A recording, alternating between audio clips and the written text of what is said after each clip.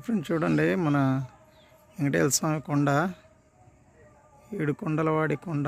సాక్షాత్తు ఆయన ఎలా పడుకున్నాడో చూడండి. వెంకటేశ్వర స్వామిది చూడండి, ఆ పెదాలు, ఆ నోరు, ఆ ముక్కు, సాక్షాత్తుదో ఈ భాగం ఫ్రెండ్స్.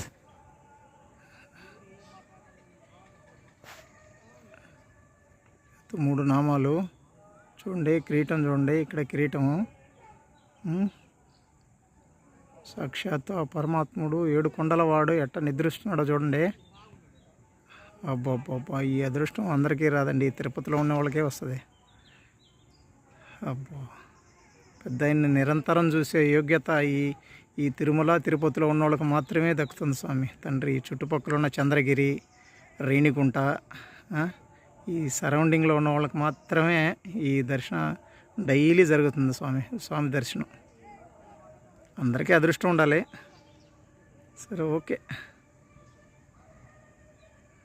ఫ్రెండ్స్, మీరు ఎప్పుడైనా తిరుపతి వస్తే మాత్రం కంపల్సరీ స్వామిని దర్శించుకొని ఆయన నామస్మరణం చేసుకోండి. అంతా మంచిగా జరుగుతుంది.